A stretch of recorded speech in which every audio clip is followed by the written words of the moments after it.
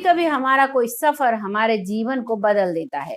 वैसा ही आज की सच्ची घटना में होता है। एक लड़की नीरज जिसका जीवन बदल जाता है, एक लड़का राहुल जिसका जीवन बदल जाता है एक ट्रेन की यात्रा के दौरान। नमस्कार, मैं महक चौधरी आज लेकर आई हूँ आपके सामने एक ऐसी सच्ची घटना जिसमें एक ट्रेन में सफर करने के दौरान दो लड़के लड़कों की जिंदगी बदल जाती है।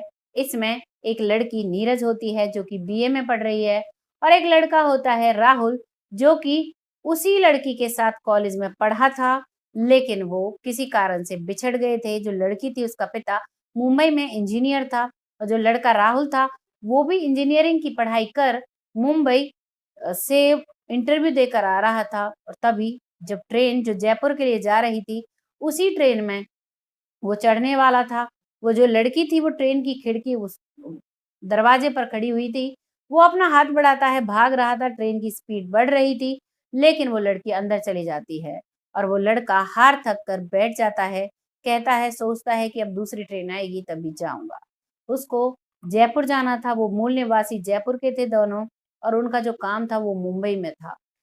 और जैसे ही वो अंदर जाती है तो वो ट्रेन रुक जाती है। वो लड़का राहुल खड़ा होता है तो वो लड़की बाहर निकल कर आती है और कहती है, आ जाओ अंदर, मैंने तुम्हारे लिए चेन खींच दी थी। लड़की जो थी उसने मास्क लगाया हुआ था। जो राहुल था वो उसे नहीं पहचान पा रहा था, लेकिन जैसे वो अंदर जाते हैं तो वो अपना मास्क हटाती है। दोनों एक दूसरे को पहचान लेते हैं। तो राहुल कहता है कि तुम कहाँ गायब हो गई थी, क्योंकि जो राहुल था वो उस लड़की से बचपन से ही प्यार करता था। वो दोनों एक साथ पढ़े हुए थे, लेकिन किसी कारण से दोनों को अलग होना पड़ा। तो उन्होंने सोचा कि हमारी किस्मत है, आगे चलते रहे, लेकिन वही खोया हुआ प्यार जब दोबारा से मिलता है तो आप भी समझ सकते हो क्या-क्या हो सकता है। अब वो दोनों अंदर जाते हैं। वो जो लड़की थी उसने एसी डब्बे की टिकट ले रखी थी, उसी में उसको ले जाती है और उसी एक सीट पर वो लोग बैठ जाते हैं। लड़का कहता है कि तुम फ़िक्र मत करो, मेरे पास पैसे हैं, अगर टीटी आएगा तो हम लोग देख लेंगे, जो भी चार्ज होगा हम पे कर देंगे। अब वो दोनों उसी में बैठे हुए थे और अपनी बचपन की सारी बातें याद करने लगते हैं। कहते हैं, हम कैसे साथ पढ़े थे, कैसे तुम मुझे चिढ़ाया करती थी, कैसे तुम्हारे नंबर ज़्यादा आ जाया करते थे, मेरे कम रह जाते थे। वो सारी पुरानी यादें उनकी ताज़ा हो जाती हैं। सफ़र काफ़ी लंबा था। उसी सफ़र में उन सारी बातों के करने के साथ-साथ वो एक-दूसरे का नंबर भी ले लेते हैं। फिर एक-दूसरे के बारे में जानते हैं। वो पूछती है कि तुम कहाँ से आ रहे हो? तभी वो कहता है कि मेरा इंजीनियरिंग में सिलेक्शन हो गया, यानी कि मैं इंजीनियर बन चुका हूँ। मेरी ड्यूटी है मुंबई में। तभी वो लड़की कहती है कि मेरे पापा भी इंजीनियर हैं मुंबई में। मैं भी उनसे मिलकर आई हूँ, मेरे मम्मी-पापा वहीं पर रहते हैं। मैं उनसे मिलकर आ रही हूँ, अब मैं दादा-दादी के पास जाऊँगी।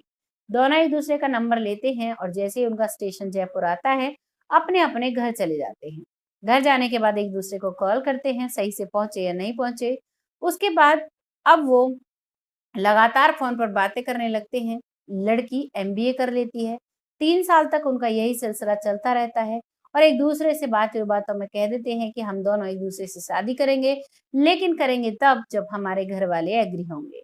अब दोनों अपने घरवालों को बता देते हैं।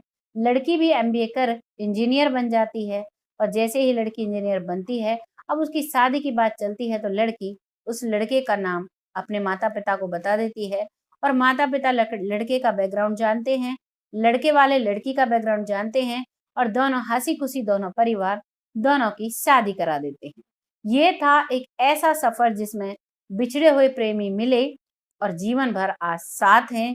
कहानी कैसी लगी कमेंट सेक्शन में ज़रूर बताना। इसको बताने का मेरा सिर्फ़ एक ही उद्देश्य था कि आजकल जो यंग जनरेशन के बच्चे होते हैं, वो माता-पिता पर विश्वास नहीं करते, अपने काम पर विश्वास नहीं करते, मेहनत नहीं करते, बस प्यार हुआ और एक-दूसरे के साथ भाग जाते हैं। माता-पिता की इज़्ज़त का बिल्कुल भी ख़्याल नहीं करते। इन बच्चों ने जैसे अपने माता-पिता की इज़्ज़त का ख़्याल किया, अपनी मर्यादा में रहकर प्यार किया और अपने जीवन को आगे बढ़ाया, तो उनको कहते हैं सब्र का फल मीठा होता है। इस कहानी से ये सिद्ध होता है कि सब्र का फल वाक़ई में मीठा होता है। जैसे कि राहुल और नीरज, ये दोनों अपने जीवन को अब बड़े ही प्यार से बिता रहे हैं। बहुत खुशी-खुशी ये लोग रह रहे हैं। आपको कैसा लगा सुनकर कमेंट सेक्शन में ज़रूर बताना। वीडियो ज़रा भी अच्छी लगी है तो एक लाइक और शेयर कीजिएगा। साथ ही साथ मेरे चैनल को सब्सक्राइब, पेज को फॉलो कीजिएगा। बहुत जल्द फिर आती है ऐसी एक सच्ची घटना के साथ। तब तक के लिए जय हिंद, जय भारत।